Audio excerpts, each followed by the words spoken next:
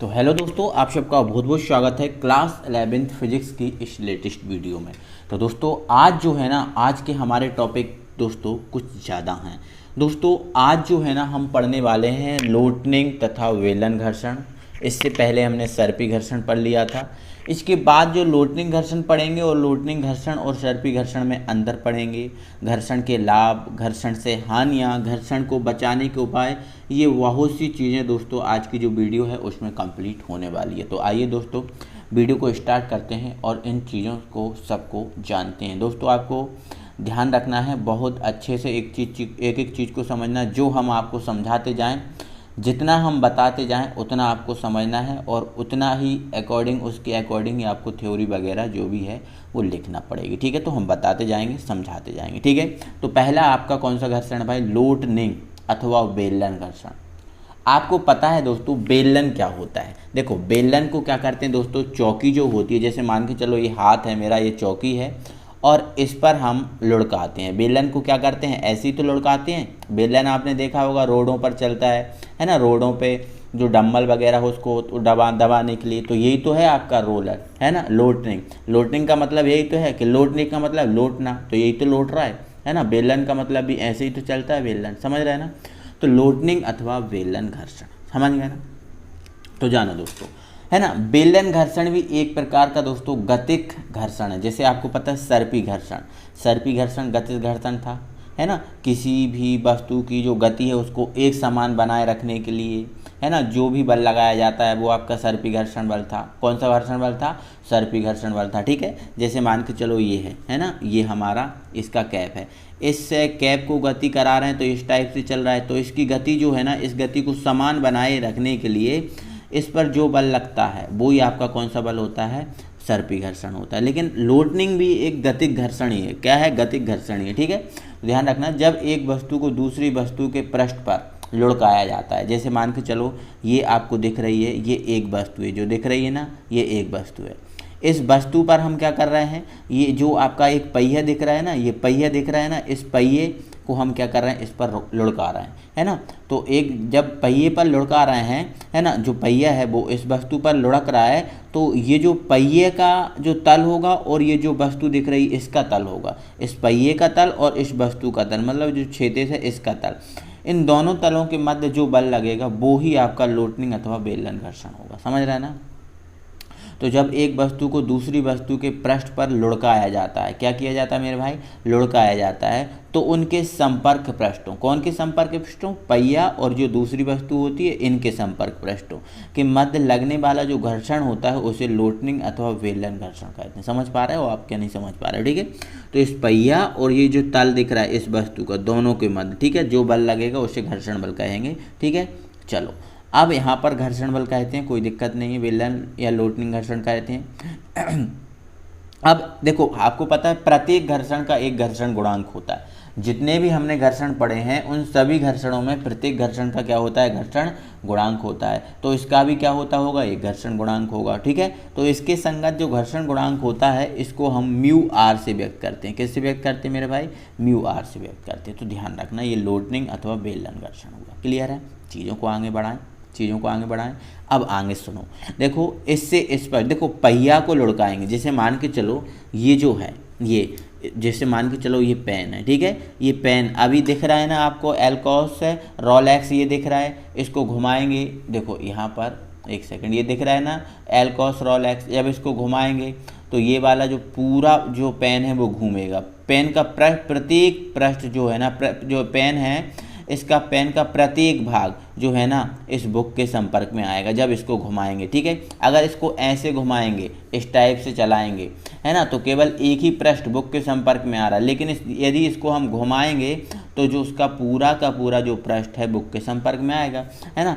तो ये पहिया है, पहिया को भी तो इस क्षेत्र पे हम घुमा रहे हैं ना, तो इस पहिए का प्रत्येक भाग जो है ना इसके संपर्क में आएगा। तो यहाँ पर यही बात बताई गई है कि एक वस्तु को दूसरे वस्तु के पृष्ठ पर लुढ़काया जाता है, मतलब इसको जब इस पर लुढ़काया जाता है तो लुढ़काने वाले वस्तु के पृष्ठ के भिन्न भिन्न भाग दूसरी वस्तु के संपर्क में आते हैं। बिल्कुल सही बात है।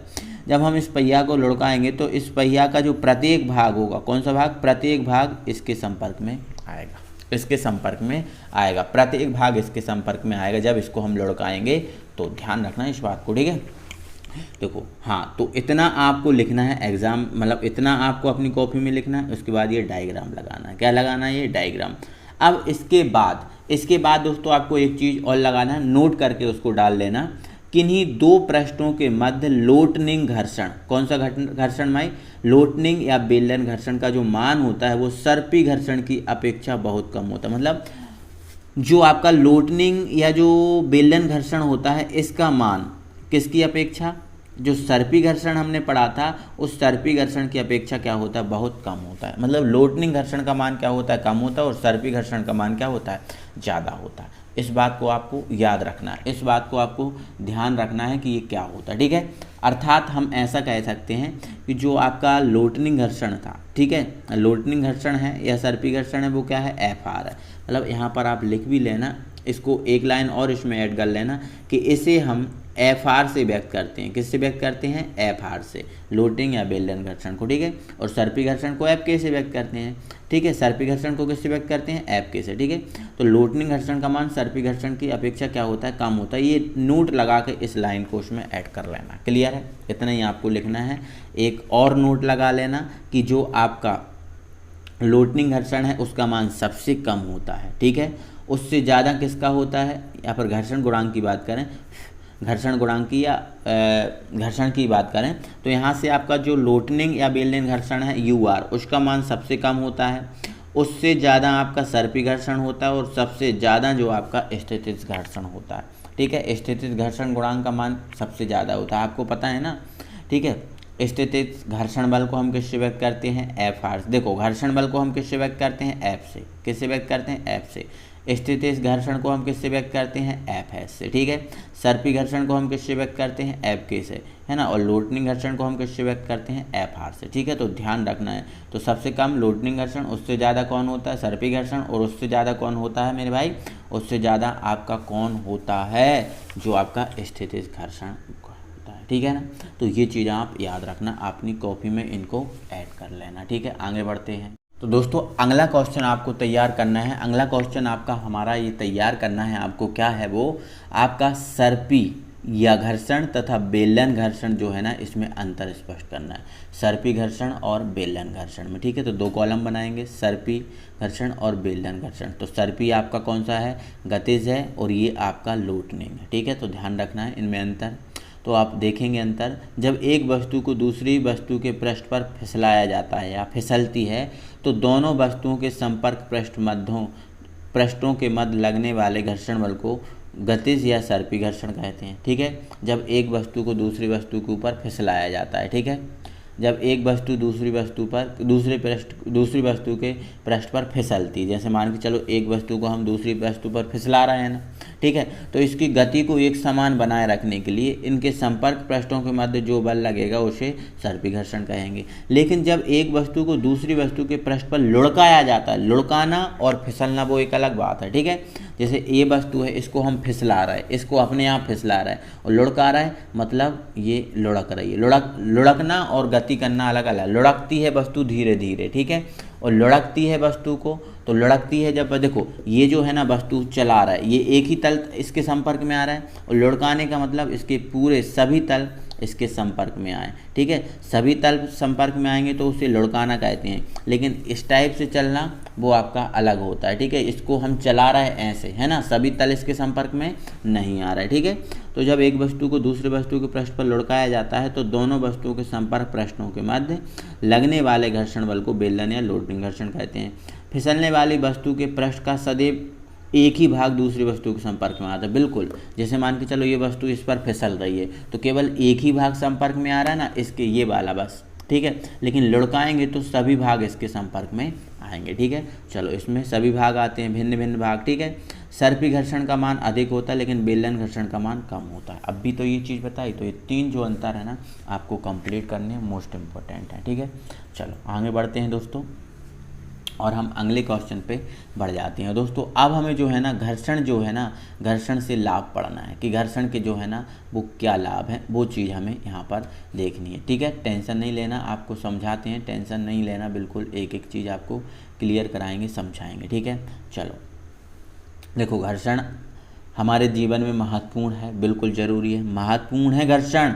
अगर घर्षण भी ना हो मेरे भाई तो हम रोटी जो है ना, रोटियों को भी ना चबा पाएँ, घर्षण ना हो तो। ठीक है, घर्षणहीन संसार में हमारा जीवन ही संभव नहीं। बिल्कुल सही बात है, घर्षण जरूरी है, बिना घर्षण के हमारा जीवन ही संभव नहीं है। मैं कह रहा हूँ ना, रोटी खाने में भी घर्षण की आवश्यकता होती है हमें। ठीक है ना। घर्षण से हमें बहुत से लाभ हैं, जिसमें पहला हमारा लाभ है, दो पदार्थों के घर्षण से हमें अग्नि प्राप्त होती है। बहुत बढ़िया बात। जैसे मान के चलो, पुराने ज़माने में देखो, आजकल तो बहुत सुविधाएं हैं, लाइटर आ गई हैं गैस को जलाने के लिए, माचिस आ गई है, लेकिन पुराने ज़माने में ऐसा सब कुछ नहीं था। पुराने ज़माने में क्या होती, जैसे मान के चलो एक पत्थर ये है और एक पत्थर ये है, इस पत्थर को ऐसे करके मारा जाता था, तब आग उत्पन्न हुआ करती थी। ठीक है, तो पुराने ज़माने में पत्थर से आग जो है ना उत्पन्न हुआ करती थी। ठीक है ना। अग्नि प्राप्त करने में मनुष्य ने घर्षण से ही सर्वप्रथम दो पत्थरों को आपस में रगड़कर अग्नि प्राप्त की थी। बिल्कुल भाई, ये सब सर्वप्रथम है। ठीक है, चलो तो लेकिन एग्जाम में कितना लिखना है, एग्जाम में आपको यही लिखना है, दो पदार्थों के घर्षण से हमें अग्नि प्राप्त होती है, यही बस इधर तक लिखना है,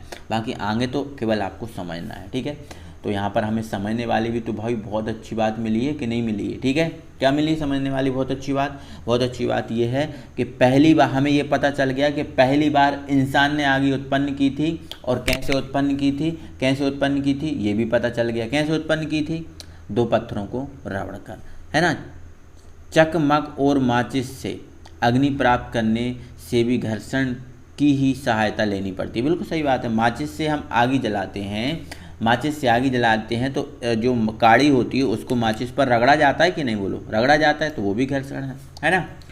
ठीक है, तो आपको केवल इतना लिखना है, चाहो तो आप इतना लिख सकते हो। ठीक है, आगे अगला पॉइंट हमारा बनेगा, और अगला पॉइंट हमारा क्या बनेगा उसको देख लो जरा एक बार। ठीक है, एक बार उसको देख लो। यदि हमारे पैर और भूमि के बीच घर्षण ना हो तो हम चल ही नहीं सकते, हम फिसल कर गिर जाएंगे। समझ रहे हो ना। यदि हमारे पैर और जो ज़मीन है इनके मध्य घर्षण ना हो तो हम चल ही नहीं पाएंगे, हम फिसल जाएंगे। जैसे फिसल जाते हैं ना तुरंत, जैसे मान के चलो गीली मिट्टी डली हो या टाइल्स में पानी हो, है ना, तो उस पर हम चलते हैं तो फिसल जाते हैं। कारण क्या होता है? घर्षण नहीं होता। तो जब तक घर्षण रहेगा जब तक हम चल पाएंगे, घर्षण नहीं होगा तो हम चल ही नहीं पाएंगे। तो ये हमें इतना लिख लेना। ठीक है, चलो आगे बढ़ो। घर्षण के अभाव में ना हमारी रेलें चलेंगी और ना ही मोटरें। बिल्कुल सही बात है। जो आपकी मोटर देखते हैं ना, हमारी कहते हैं कि टायर ख़राब हो गया, हमारी मोटरसाइकिल का टायर ख़राब हो गया, टायर बदलवाना है ना, या हमारी गाड़ी जो कार है उसका टायर ख़राब हो गया, उसको चेंज कराना है, तो मेरे भाई उसके जो ग्रुप ख़त्म हो जाते हैं, मतलब उसमें जो घर्षण के लिए जो ग्रुप बनाए थे वो ख़त्म हो जाते हैं, तो मतलब वो ख़राब हो जाता है। ठीक है, तो ये ज़रूरी है। तो पैर गाड़ियाँ ना चलें, है ना, तो ये आप सब लिख पाओगे। ठीक है ना। चक्के एक ही स्थान पर घूमते रहेंगे। अगर घर्षण ना हो तो जो चक्के होते हैं, मतलब चक्के पहिया जो गाड़ी का होता है वो एक ही जगह पे घूमता रहे, ऐसा है ना। आगे, घर्षण के कारण ही वाहन पर ब्रेक लगाकर उन्हें रोका जा सकता है। बिल्कुल, है ना, यही सब संभव है ना। तो ये जो चीज़ें आपको सब समझ में आ रही होंगी। ठीक है, और तो देखो 4 तो हो गए हैं, और लिखना है तो लिख सकते हो। देखो 5वां कितना अच्छा है। हमारे भोजन में भी घर्षण से हमें मदद मिलती है। दांतों के बीच अन्न का चबाया जाना घर्षण सहायता से ही संभव है। ठीक है, संभव है, तो ये चीज़ आप लिख लेना। ठीक है, बड़ी बड़ी मिलों में कपड़े के चौड़े खुरदरे पट्टों की सहायता से ही एक पहिए की गति से दूसरे पहिए को घुमाना पड़ता है। जैसे चक्की होती है तो चक्की में भी तो घर्षण होता है, और उस घर्षण के ही कारण क्या प्राप्त होता है ना, गेहूं से आटा प्राप्त होता है। तो ये घर्षण से दोस्तों हमारे लाभ हैं, ये इंपॉर्टेंट चीज़ है आपके लिए। तो 5-6 लाभ बताए हैं वो आप अच्छे से समझ लेना और कंप्लीट कर लेना। आगे बढ़ते हैं।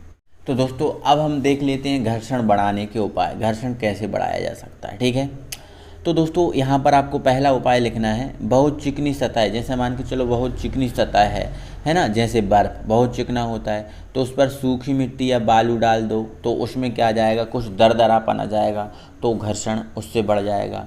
मशीनों में जो लगे पट्टे या बेल्ट पर चिपचिपा या तरल पदार्थ डालकर, है ना, जैसे मान के चलो हम देखते हैं ना, ग्रीस ऑयल डालते हैं ना, जैसे मोटरसाइकिल में भी ग्रीस ऑयल कराते हैं, है ना, या मशीनों में ऑयल या ग्रीस डालते हैं। तो क्यों डालते हैं? ताकि घर्षण को हम बढ़ा सकें, ठीक है। घर्षण बना रहेगा तो वो काम करती रहेगी, घर्षण नहीं होगा तो वो काम नहीं करेगी, ठीक है। चलो, वाहनों के टायरों में खांचे बनाकर, जो वाहन के टायर होते हैं मोटरसाइकिल का, जीप का, उनमें जो ग्रुप बने होते हैं, है ना, वो बनाकर, जैसे हमारी चप्पल होती है उसमें भी ग्रुप बने होते हैं। ग्रुप क्यों बने होते हैं? केवल घर्षण के लिए, ठीक है। चलो, जूतों के तले खुरदरे बनाकर। तो ये दोस्तों घर्षण बढ़ाने के क्या हैं? उपाय हैं। समझ पा रहे हो? बहुत ईजी है, कोई दिक्कत नहीं है, आप समझ गए होगे, माइंड में ये चीज़ चली गई होगी ना, तो फिर कोई दिक्कत नहीं, ठीक है। अब घर्षण से हानियाँ, ठीक है। घर्षण से क्या मेरे भाई? हानियाँ। तो देखो, घर्षण से हानियाँ भी हैं। घर्षण के कारण मशीनों में पुर्जे, है ना, वो घिस जाते हैं। बिल्कुल, जो मशीनों के जो पुर्जे घिस जाते हैं ना, मात्र घर्षण ही है, घर्षण के कारण ही ऐसा होता है। घर्षण के कारण ही ऐसा होता है कि घर्षण के कारण उसके पुर्जे घिस जाते हैं। समझ पा रहे हो ना, है ना। आगे बढ़ते हैं। पुर्जे उन्हें बार बार बदलना पड़ता है ना। अगर घर्षण ना हो तो कोई वस्तु ही खराब ना हो, है ना, कोई वस्तु खराब ना हो। समझ पा रहे हो? अगर घर्षण ना हो तो कोई वस्तु भी खराब ना हो, लेकिन इंसान ही नहीं होगा भाई फिर, है ना, क्योंकि घर्षण के बिना तो जीवन असंभव है, ठीक है। घर्षण के कारण मशीन को प्रदान की गई ऊर्जा का कुछ भाग ऊष्मा आदि के रूप में क्षय हो जाता है ना। मतलब ऊष्मा जो दिया जाता है वो घर्षण के रूप में थोड़ा सा क्षय हो जाता है, तो ऐसा भी होता है, ठीक है। इस उत्पन्न ऊष्मा के कारण मशीनों का ताप बढ़ जाता है तथा मशीन को ठंडा बनाए रखने के लिए अलग से व्यवस्था करनी पड़ती है। बिल्कुल, जो वस्तुएं जो गर्म हो जाती हैं ना, जैसे मोटरसाइकिल चलाते हैं तो इसका इंजन गर्म हो जाता है, किसी भी मशीन को चलाते हैं तो वो गर्म हो जाती है, तो केवल यही कारण होता है, ठीक है। हाँ, घर्षण के कारण ही मशीनों की दक्षता कम हो जाती है ना। जैसे कहते हैं यार, पहले तो आई थी तो पहले तो ये बहुत काम करती थी, अब नहीं कर रही काम। जैसे मोटरसाइकिल को ही उठा लो, नई मोटरसाइकिल लेंगे तो पहले अच्छी चलेगी, लेकिन बाद में धीरे धीरे, है ना, वो ख़राब होने लगती है, तो ऐसा होता है, ठीक है। ओके, तो ये हो गया, घर्षण से हानियाँ हो गई। अब मेरे भाई, घर्षण के कुछ उपाय भी हमें देख लेना है, ठीक है, क्योंकि आज ये हमारा जो चैप्टर है उसको टोटली फिनिश हम करते हैं, ठीक है। तो ये घर्षण के उपाय हैं कुछ, ठीक है। बेस ऑफ रिड्यूसिंग फ्रिक्शन, ठीक है। तो पॉलिश, देखो घर्षण कम करने के, तो घर्षण कम करना है तो पॉलिश करके हम घर्षण कम कर सकते हैं, ठीक है। इसमें ये चीज़ लिखना हो तो लिख लेना, कोई दिक्कत नहीं है, पॉलिश करके हो जाएगा घर्षण कम। स्नेहक का उपयोग करके, स्नेहक मतलब क्या होता है? स्नेहक मतलब तेलीय पदार्थ होता है। क्या होता है? तेलीय पदार्थ। स्नेहक मतलब तेलीय पदार्थ, तो ये हम करके कर सकते हैं ऐसा, ठीक है।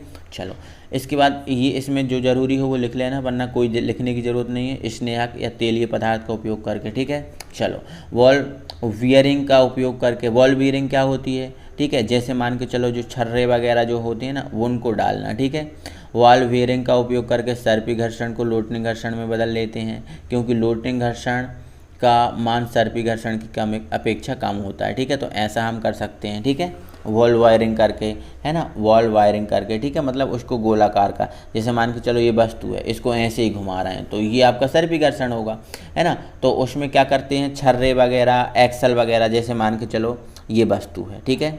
एक सेकंड, ये मेरे पास एक गोलाकार वस्तु है, क्या करते हैं मेरे, एक सेकंड मेरे भाई, एक सेकंड मेरे भाई, आपको दिखा देते हैं थोड़ा सा, एक सेकंड।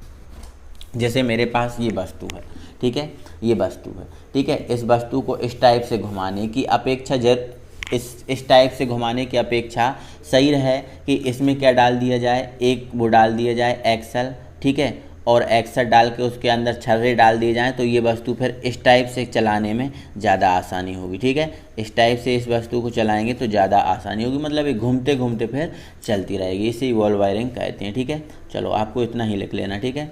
ओके, धारा रेखीय आकृति देकर, जैसे मान के चलो कोई वस्तु चिकनी है, कोई वस्तु क्या है मेरे भाई, चिकनी है, तो उस पर धारा रेखीय आकृति बना सकते हैं, ठीक है, उस पर मतलब ग्रुप बना सकते हैं। तो ऐसा करके भी दोस्तों क्या कर सकते हैं, हम घर्षण को बढ़ा सकते हैं। तो इस टाइप से 4-5 पॉइंट आप लिख लेना, केवल पॉइंट आपको लिखना है, ध्यान रखना। और एक बात को और समझ लो कि जो है ना पॉइंट जो है ना आपको लिखना है, पॉलिश करके पहला पॉइंट हो गया। दूसरा पॉइंट स्नेहक का उपयोग करके, है ना, वॉल बेयरिंग का उपयोग करके। वॉल बेयरिंग मतलब उसमें धुरी और जो है ना जो छर्रे होते हैं, कहते हैं छर्रे लगाकर, है ना, ऐसा करके धारा रेखीय आकृति देकर, तो ये जो चीज़ें हैं ना आप लोग कर सकते हो, समझ सकते हो। ठीक है, तो इतना दोस्तों आप अच्छे से कंप्लीट करना है। ठीक है ना, कैसे बताया है। तो ये जो यूनिट है, ये जो चैप्टर है, इसको हम फिनिश करेंगे और अगला जो डे होगा, अगली वीडियो अगली यूनिट से आएगी आपको। ठीक है, और इसके अलावा और कुछ पूछना है तो मुझे बता सकते हैं, कमेंट में कमेंट लगा सकते हैं। ठीक है, मिलते हैं तो अगली वीडियो में, तब तक के लिए थैंक यू वेरी मच। और हाँ दोस्तों, मैंने पूरा समय हो गया, मैंने आपसे ये नहीं बोला कि वीडियो को लाइक करो, तो एक बार वीडियो को लाइक कर दो, चैनल पर नए हो तो चैनल को सब्सक्राइब कर लो। मिलते हैं अगली वीडियो में, थैंक यू वेरी मच।